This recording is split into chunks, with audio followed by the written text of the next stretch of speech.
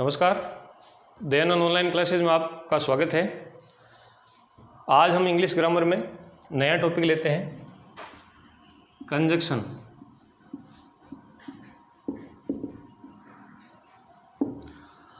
Conjunction का हिंदी अर्थ होता है समुच्चय बोधक अवयव, यानी ऐसे शब्द जो वाक्यांशों को जोड़ते हैं या दिए गए जो दो वाक्य हैं उन दो वाक्यों को वो संयोजित करते हैं, जोड़ते हैं। सबसे पहले हम लेते हैं not only but also. Not only but also यहाँ कंजक्शन के रूप में। अब इसका यूज हम किस प्रकार से करते हैं और जो सेंटेंस दिए गए उन्हें किस प्रकार से जोड़ते हैं, तो इनमें हमें दो स्थिति जो है वो पढ़नी है। एक स्थिति जब दोनों वाक्यों के सब्जेक्ट असमान हो,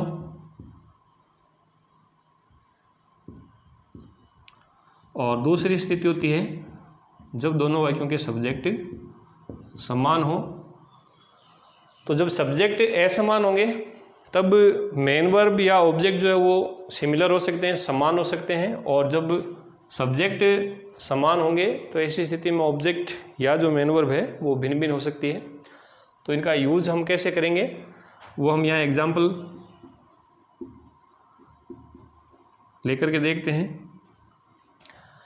स्थिति फर्स्ट हम लेते हैं,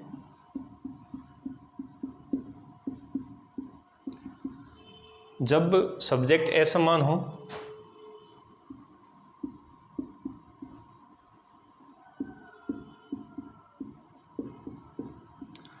जब सब्जेक्ट असमान हो तो किस प्रकार से हम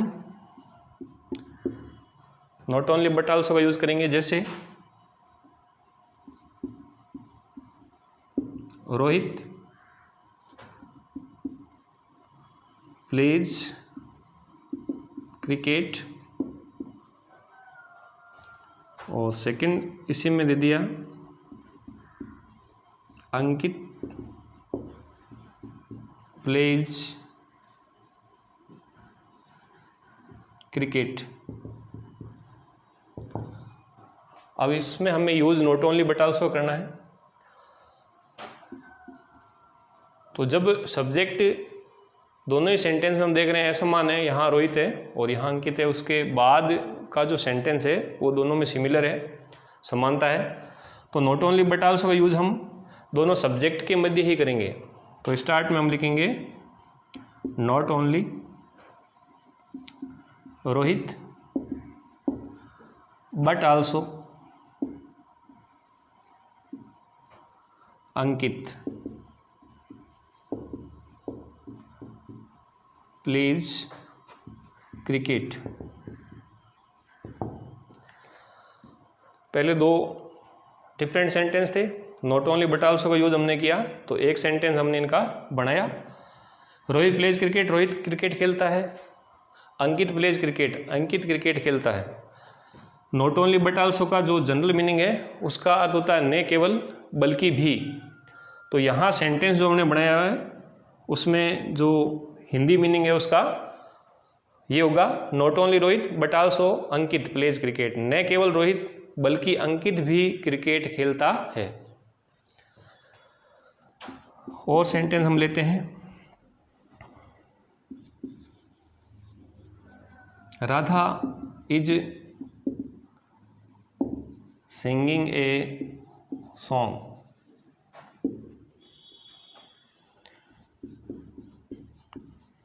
Meena is singing a song. Not only but also use करेंगे। नॉट ओनली, अब सब्जेक्ट जो फर्स्ट सेंटेंस का है वो हम लिखेंगे Radha, not only Radha but also Meena is singing a song. तो दोनों सेंटेंस का हमने एक सेंटेंस यहाँ तैयार कर लिया। अब यहाँ जो हम देख रहे हैं हेल्पिंग वर्ब बट आल्सो के बाद जो सब्जेक्ट है उसी के अकॉर्डिंग हमें यहाँ पर यूज लेनी है। एक दो सेंटेंस हम और लेते हैं।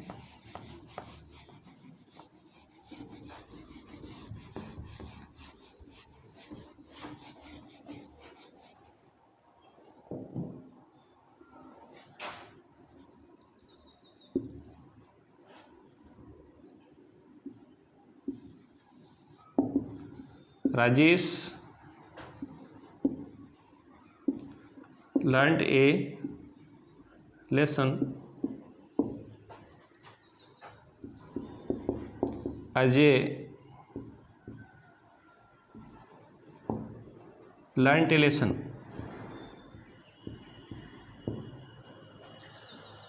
राजेश ने एक पाठ सीखा, याद किया। अजय ने एक पाठ सीखा या अजय ने एक पाठ याद किया। अब हम नॉट ओनली बट आल्सो का यूज़ करेंगे, तो सेंटेंस बनेगा not only Rajesh but also Ajay learned a lesson।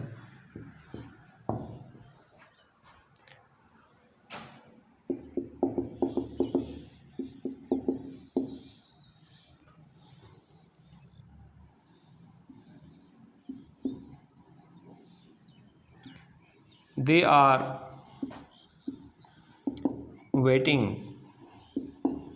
for a bus।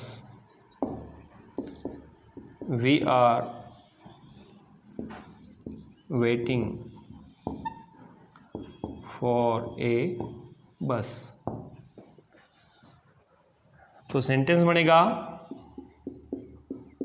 Not only they but also we are waiting for a bus। न केवल वे बल्कि हम भी एक बस का इंतजार कर रहे हैं। इसके बाद हम नेक्स्ट अगली स्थिति देखते हैं।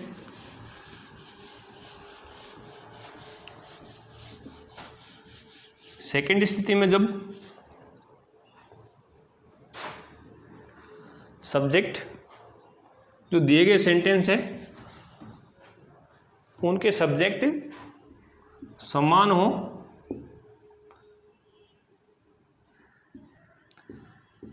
हो, तो हमें किस प्रकार से दिए गए कंजक्शन का यूज करना है। जैसे एग्जांपल मैं लेता हूं,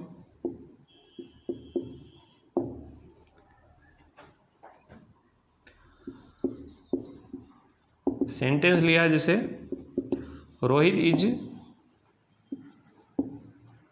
राइटिंग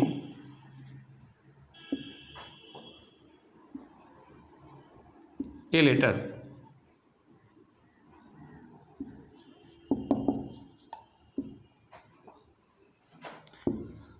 फिर हमने लिया Rohit is writing a poem. तो यहाँ हम देख रहे हैं दोनों जो सेंटेंस है उन दोनों सेंटेंस में जो सब्जेक्ट है वो समान है, यानी यहाँ भी रोहित है और यहाँ भी रोहित है। उसके पश्चात हम देख रहे हैं यहाँ जो डिफरेंस है वो ऑब्जेक्ट के बीच में है। यहाँ ए लेटर है और यहाँ ए पोइम है। तो यहाँ हम देख रहे हैं कि जो मेन वर्ब है वहाँ तक दोनों वाक्यों में समानता है और ऑब्जेक्ट में ही केवल असमानता है। तो नॉट ओनली बट आल्सो का यूज जो है हम ऑब्जेक्ट जो दिए गए उनके बीच में करेंगे। तो दोनों का एक सेंटेंस जब हम तैयार करेंगे तो बनेगा Rohit is writing not only a letter but also a poem.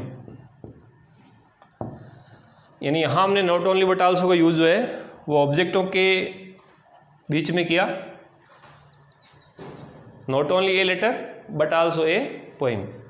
तो दोनों का एक सेंटेंस यहाँ तैयार हो गया जिसका meaning Rohit is writing not only a letter but also a poem.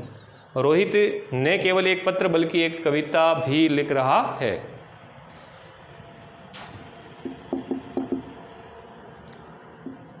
Sunil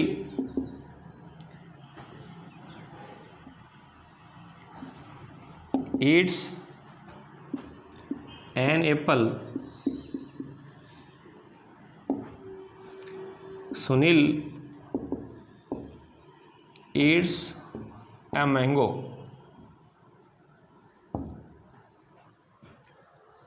तो यहाँ ऑब्जेक्ट डिफरेंट है, तो नॉट ओनली बट आल्सो का यूज हम ऑब्जेक्ट के लिए करेंगे। तो सेंटेंस होगा Sunil eats not only an apple but also a mango। Sunil न केवल एक सेब खाता है बल्कि एक आम भी खाता है। इसके पश्चात नेक्स्ट हम अगला सेंटेंस ऐसा लेते हैं जिसमें जो मेन वर्ब है वो भी डिफरेंट हो। तो किस प्रकार से हम जो है कंजक्शन का यूज़ करेंगे, जबकि सब्जेक्ट जो है वो समान ही हो और मेन वर्ब और ऑब्जेक्ट ये भी अगर डिफरेंट आते हैं, भिन्न आते हैं, तो कैसे होगा। थर्ड सेंटेंस हम लेते हैं, जैसे Ajay is eating food. Second sentence में अजय इज ड्रिंकिंग मिल्क। यहाँ हम देख रहे हैं कि केवल जो दोनों सेंटेंस हैं उनमें समानता केवल सब्जेक्ट के बीच में है, उसके पश्चात हेल्पिंग वर्ब तो समान है ही है, लेकिन मेन वर्ब और ऑब्जेक्ट दोनों ही बिना गए हैं। तो ऐसी स्थिति में हमें इन दोनों को ही साथ रखना है। और किस प्रकार से हम कंजक्शन का यूज़ करेंगे, वैसे होगा कि जहाँ तक दोनों वाक्यों में समानता है, अजय के पश्चात हेल्पिंग वर्ब, ये समानता हमने लिख ली। उसके पश्चात हमें यूज़ करना है कंजक्शन का नॉट ओनली, फिर यहाँ हम लिखेंगे ईटिंग फूड, यानी जो मेन वर्ब है वो ऑब्जेक्ट के साथ ही रखेंगे, eating food but also drinking milk. Ajay न केवल भोजन कर रहा है या भोजन खा रहा है बल्कि दूध भी पी रहा है।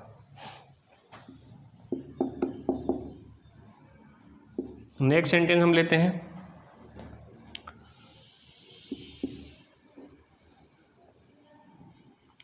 They R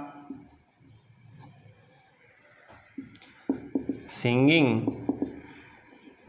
A song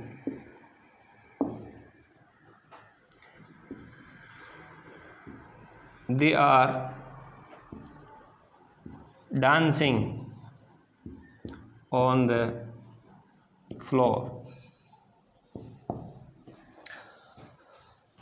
they are singing a song, वे गाना गा रहे हैं, they are dancing on the floor, वे फर्श पर नाच रहे हैं। तो यहाँ हम इस नॉट ओनली बट आल्सो का यूज ऐसे करेंगे, they are not only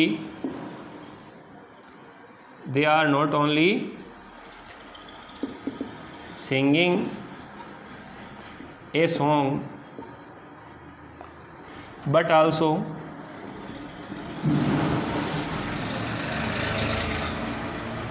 dancing on the floor।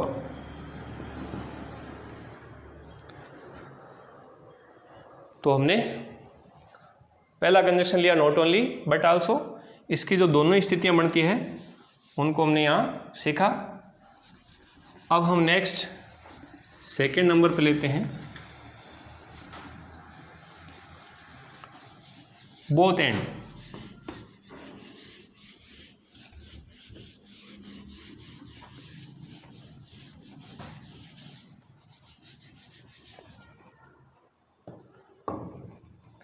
Second हम लेते हैं बोथ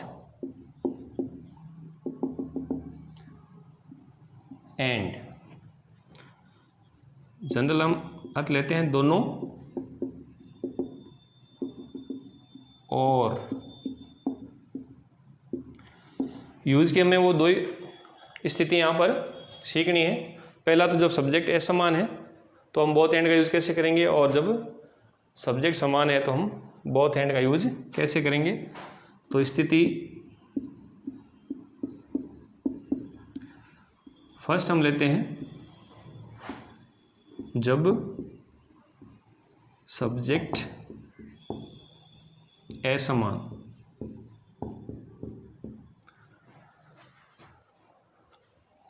जैसे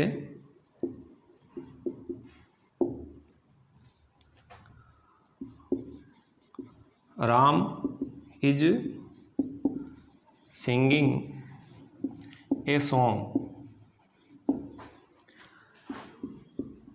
अंकित इज सिंगिंग ए सॉन्ग। अब यहाँ में बोथ एंड का यूज़ करना है। तो जब सब्जेक्ट डिफरेंट है तो हम सब्जेक्ट के बीच में बोथ एंड का यूज़ करेंगे। तो स्टार्ट हमें करना है बोथ से। बोथ के पश्चात राम, बोथ राम एंड अंकित। अब हमें यहाँ विशेष एक पर्टिकुलर ध्यान रखना होगा कि सेंटेंस में हम लिख रहे हैं बोथ राम एंड अंकित, कि राम और अंकित दोनों ही। तो यहाँ सब्जेक्टिव केस सिंगुलर नहीं है, तो आगे जो हेल्पिंग वर्ब का यूज़ यहाँ होगा वो हमें प्लूरल सब्जेक्ट के अकॉर्डिंग यहाँ पर यूज़ करना होगा। तो उसके लिए हमें ऊपर जो सेंटेंस आए हुए हैं उन सेंटेंस में देखना होगा कि वो कौन से टेंस से हैं। तो दोनों सेंटेंस प्रेजेंट कंटिन्यूस टेंस से हैं। अब यहाँ सब्जेक्ट प्लूरल होने के कारण हमें इज आर एम इनमें से कोई हेल्पिंग वर्ब लेनी है, और यहाँ प्लूरल सब्जेक्ट है उसलिए हम यहाँ पर आर का यूज़ करेंगे। Both Ram and Ankit are singing a song. तो सेंटेंस का अगर हम हिंदी में मीनिंग निकाले तो होगा कि दोनों ही राम और अंकित एक गाना गा रहे हैं। तो दोनों ही सब्जेक्ट यहाँ प्लूरल है, तो यहाँ पर हेल्पिंग वर्ब जो है वो हमें प्लूरल लेनी होगी, प्लूरल सब्जेक्ट के अकॉर्डिंग लेनी होगी। तो यहाँ पर आर का यूज़ हुआ। नेक्स्ट सेंटेंस हम लेते हैं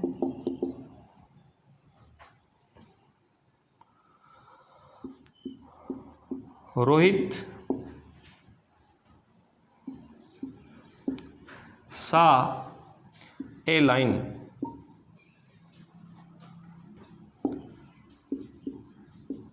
राजेश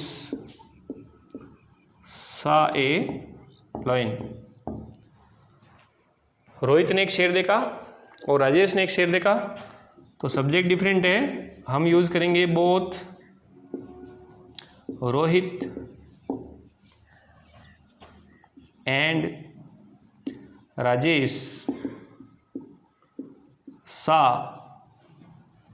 ए लाइन। राजेश और रोहित दोनों ने ही एक शेर देखा। नेक्स्ट सेंटेंस और लेते हैं एक हम।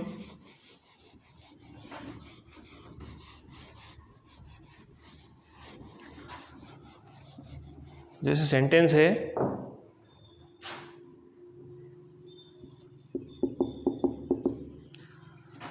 Ajay pledge cricket daily. Sunil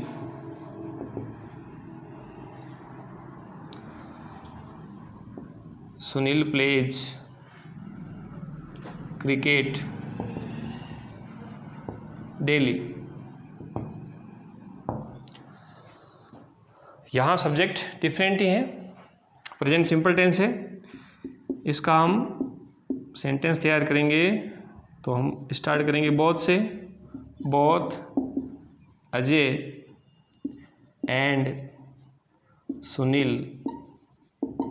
अब यहाँ सब्जेक्टिव केस प्लूरल होने के कारण हमें प्रेजेंट सिंपल टेंस में प्ले के साथ एस नहीं लगाना है। Both Ajay and Sunil play cricket daily.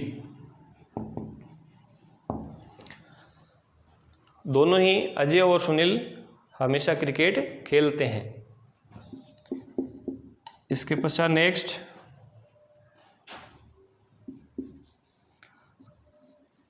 Radha was cooking food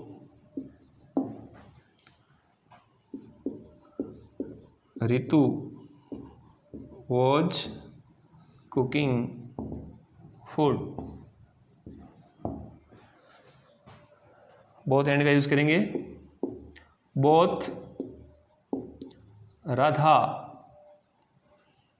and Ritu, यहाँ प्लूरल सब्जेक्ट होने के कारण हेल्पिंग वर्ब वर का यूज होगा। वर कुकिंग फूड। तो ये हमने फर्स्ट पोजीशन या पहली स्थिति देखी जिसमें सब्जेक्ट असमान है। अब नेक्स्ट सेकंड स्थिति हम इसमें देखते हैं। स्थिति 2, जब सब्जेक्ट समान हो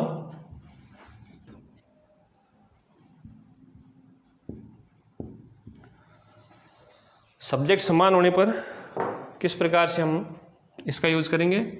तो एग्जाम्पल में हम सेंटेंस लेते हैं।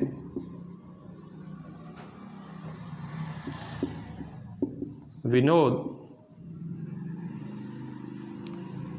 रीड्स ए बुक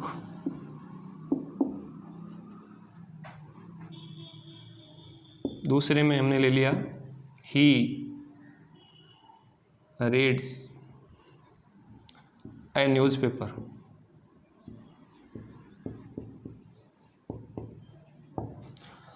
तो दोनों ही सेंटेंस समान है। यहाँ हम ले रहे हैं Vinod reads a book, Vinod एक किताब पढ़ता है। ही रीड्स ए न्यूज़पेपर, वह एक समाचार पत्र पढ़ता है। तो यहाँ पर ये प्रोनाउन जो यूज हुआ है वो विनोद के लिए ही है, ही उसी के लिए लिया गया है। तो हम कहेंगे सब्जेक्ट समान है लेकिन ऑब्जेक्ट यहाँ भिन्न है।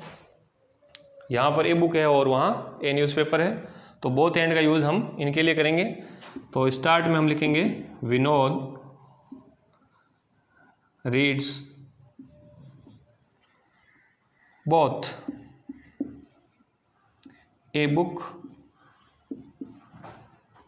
And A newspaper.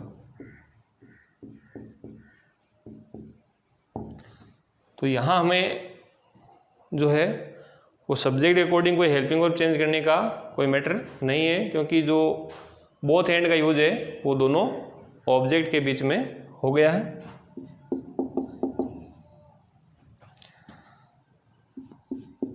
Anita कुक्स food, she कुक्स breakfast.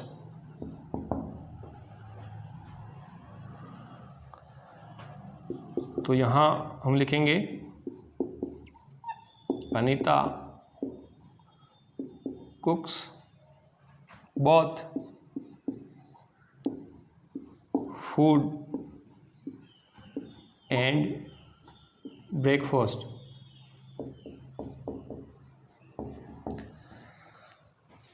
Anita कुक्स food, Anita भोजन पकाती है। शी कुक्स ब्रेकफास्ट, या यहाँ पर प्रिपेयर भी आ सकता था कि नाश्ता तैयार करती है। तो ऐसी स्थिति में हम यहाँ जो मेन वर्ब है उससे बाहर न रख करके और पर्टिकुलर जो ऑब्जेक्ट है उनके साथ ही रखते हैं। तो अब हम लेते हैं इसी में जब जो मेन वर्ब्स हैं वो भी डिफरेंट हो, ऑब्जेक्ट भी डिफरेंट हो, तो ऐसी स्थिति में हम बोथ एंड का यूज कैसे करेंगे। जैसे सेंटेंस है Rahul is watching TV.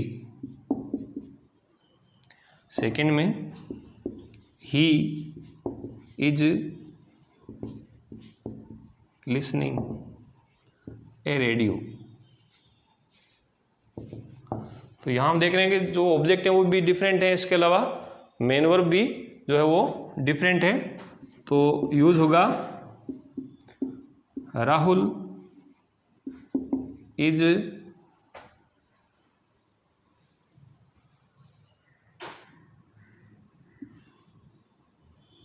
both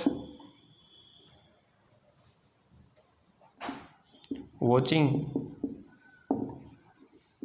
TV and listening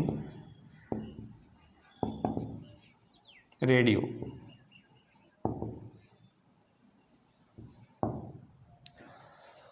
Rahul is both watching TV and listening radio. Rahul दोनों ही टीवी भी देख रहा है और रेडियो भी सुन रहा है। तो इस प्रकार से हम जो है ऑब्जेक्ट और मेन वर्ब डिफरेंट होने पर इनका यूज इस प्रकार करेंगे। तो आज हमने नया टॉपिक कंजक्शन शुरू किया, उसके 2 कंजक्शन है, उनके बारे में यहाँ सीखा, नॉट ओनली बट आल्सो, और इसके अलावा दूसरा हमने लिया था बोथ और एंड का यूज जो है हम कैसे करते हैं। आप जो है नियमित रूप से इन कक्षाओं को देखते रहें, जो भी प्रॉब्लम्स है उन्हें कमेंट बॉक्स में सुझाव के रूप में हमें भेजें। और इसी के साथ आज की क्लास में इतना ही। जय हिंद, जय भारत।